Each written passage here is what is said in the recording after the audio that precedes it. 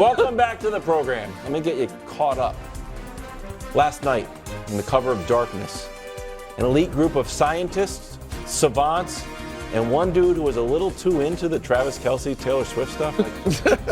Let him live, man. You're being weird about it.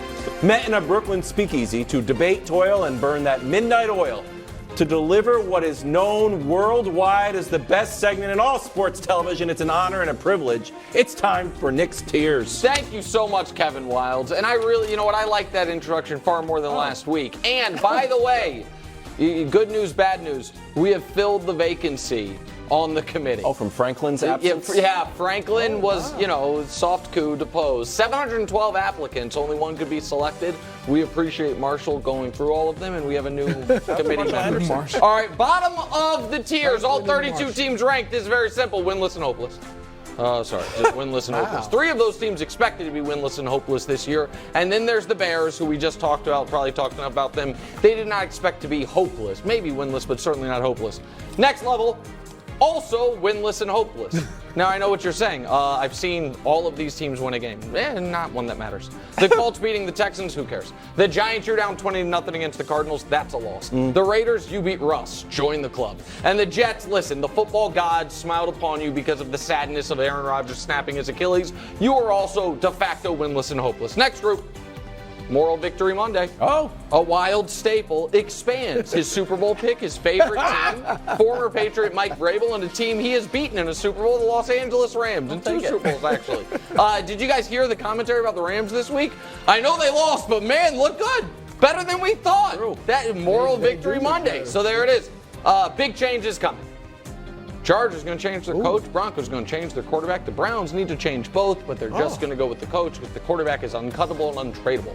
So it's big change on the horizon. These 3 teams are a combined 0-6. They all had playoff aspirations. 2 of them had kind of fringe Super Bowl aspirations. Vegas, by the way, still believes the Browns are a 10-win team, America. You can make money on that if you would like, but big change is coming. All right. Try to be fair. I try to remove biases. This is not good for the Chiefs, the advice I'm about to give. But a standalone tier. The curse of Burrowhead. Atone, Cincinnati! What? You were on a 10-game winning streak. You were going to go back to the Super Bowl. Everything was coming up Cincinnati in a way it hasn't since the WKRP days. And then Eli Apple and company fixed their mouths to say Burrowhead Stadium. Since then, you've never won, your quarterback is injured, and you're in dire straits.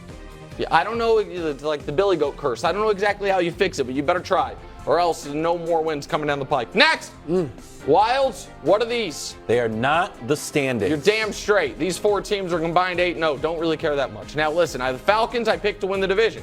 Some people like the Saints. You guys know how much I like the Baker and the Bucks in Washington, frisky Sam Howells. Despite having not a loss amongst them, no one actually thinks any of these teams are really good. New Orleans has an excellent defense. I will give them credit for that. Hello. Their offense has been brutal. Desmond Ridder, my goodness, just hand it off to Bijan every single time. Washington and Tampa need to see a little bit more. Next, solid, unspectacular. These are good teams. No matter what Brew would tell you about the Seattle Seahawks, these are good teams. In Pittsburgh's case, it is a great defense and a brutal offense. Detroit's case, a good offense, a mediocre defense. Green Bay, pretty good on both sides of the ball, but none of them can can win the Super Bowl. They all should be playoff contenders. None can win the Super Bowl. Massive upside with questions. For the Jags, it's the overall defense. For the Eagles, it's the pass defense. For the Ravens, it's the mounting injuries. Plus, is Lamar's passing that we saw in Week 2 going to be consistent throughout the year? And for the Bills, it's old Magic Mountain Allen. Is we're going to be in the upslope or the downslope come the postseason. But the upside for all these teams is Super Bowl level. Holding their breath. These 2 teams have an argument they're the best 2 teams in football, but their fans deep down are holding their breath. For the Dolphins, it is unfortunate. Is Tua going to stay healthy? And for the Niners, no matter what their fans tell you, they are terrified Brock Purdy is going to turn into a pumpkin. But for the time being, they look like great teams. The 86 Giants. What did the 86 Giants do? Well, they made their first championship game for the franchise in 20 years. They won their first championship for the franchise in 30 years. And they had a defensive MVP. Oh, reminds of what a lot of people think of this 2023 Dallas Cowboys team. And then sticking with that motif, the 89 49ers, a team that also was trying to win back-to-back championships that had a rough September before reeling off a playoff run of 126 to 26 behind Joe Montana, an MVP season, and one of the greatest teams of all time. That, Greg Jennings, is the latest edition of the greatest NFL sorting system there is. Nick's tears. Oh my gosh, look, I'm gonna refrain from even raising my voice because I really want the committee to hear me and listen. Because there seems to be a Chiefs bias here with these tiers every single week. And I am sick of it. What do you mean? When you look at these tiers, I understand they're not the standings, and so does everyone else. But what they are not is the Chiefs tiers.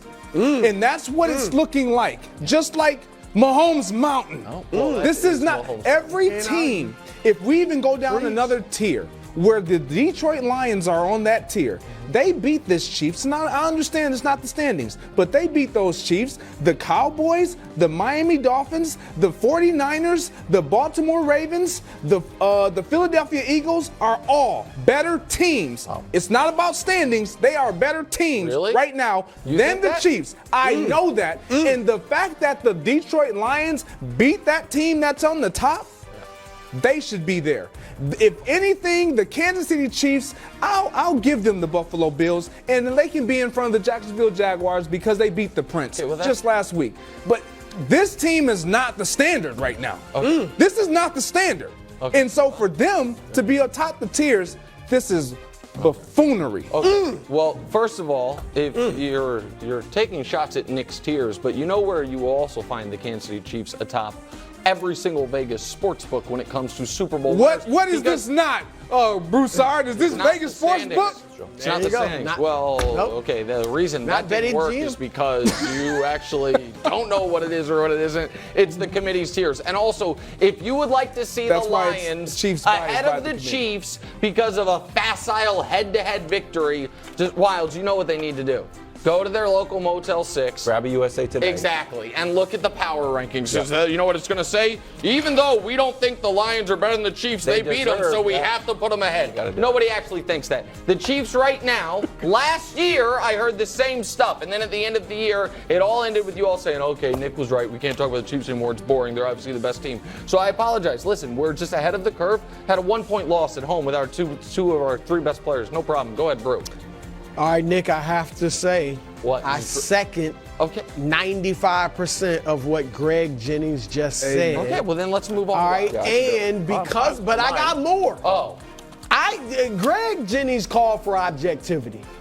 And I am objective, okay? I'm so objective that despite the silliness, despite the foolishness, all right, and it is definitely not time to take a bow. But there is no denying that the team that has played the best football 2 weeks in. Now, I don't think they'll reach the Super Bowl. Hold up. Let a brother finish. We already know where you're going. This is a lesson in objectivity, gentlemen. I got Philadelphia in the Super Bowl and feel good about it. Okay. But right now, at this very moment, just like I said, at this very moment, Micah Parsons is the MVP. Please say the 49ers. At this very moment, the Dallas Cowboys should be number 1 on the tier. They need to take a bow. They don't. No bows. This is not the Lombardi Trophy. None of that. But they have been the best. Have they not been the best? I have been saying that. No, you haven't. For the entire week. Number 1. You got Kansas City number 1. I don't listen. And if I did this all by myself, maybe the Cowboys don't would be blame there. Marshall There's a and Chuck and Betsy. I know all the committee and they sources too. All right. Don't blame any of them. Take my opinions out of it. What? I don't know. How does this happen? He is called all objectivity. week saying the Cowboys are a silly team, waiting for an F game. F game's coming around. The fact that the owner was like, I think our coach is doing a good job. Your eyes were bulging out of your head an hour ago. Take a bow. And now you're saying they should be the top team in the league. I didn't get it. In two weeks, they have played the best. That's what I heard that from him. I've heard the counter If from you heard it from him, then why in the world are the Chiefs on top of the Because it's a committee. It's not just him, but that is his take. My take is that the Cowboys have been the best Nick all week, drives and you have been them yelling toward at Kansas City. You I have talked to members of the committee anonymously. Brew, you have been yelling at me all week about the Cowboys. This is true. It's true. Look This at is What true. have I said?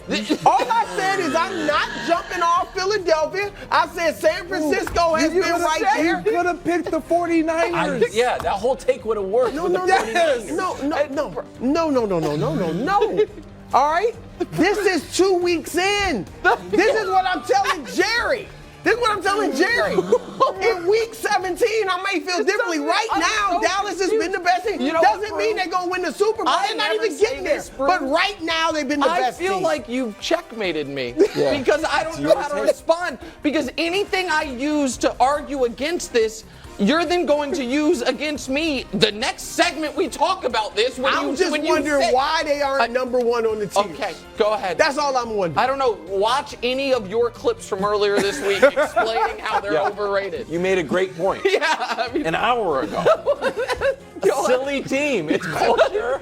F game. The F game train is coming. When the F game comes, I'll drop it. But right now, they've been the best. It's That's true all I'm objectivity. saying. Thank you. Solid. I mean, Thank I guess. you. All right. Who'd I used to write for, Wildes? The old gray lady. Yeah, the New York Times. They're the objective.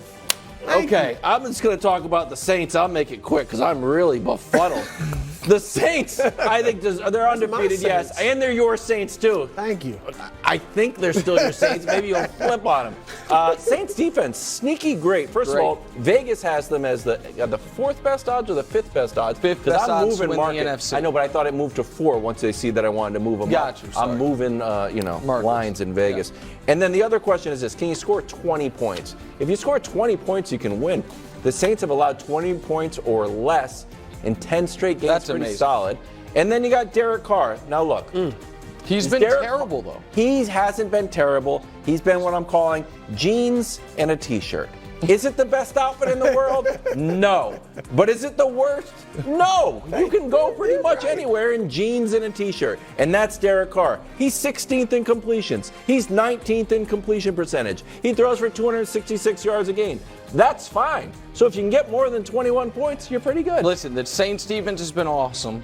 The coaching has been what a Dennis Allen coach team looks like, and the quarterback play has been brutal. And so I think they're fine. I think they're a little brutal's too much. There's several brutal quarterbacks. It's not brutal. The quarterback play has been, I believe, below average. Let me say that. And also, America, by the way, if you are a jeans and a T-shirt person, you know what way to really spice that up? Oh, let's go to break. Let's go to break. You know what? Flowers. Squirt. Okay. Coming up next, what are we talking? Oh, America's team. The New England Patriots versus the Jets. Who knows what Brew's going to say? I'll be objective. I can't believe you did that. Thanks for watching. Subscribe here to get more from the show and to check out clips from other shows on FS1.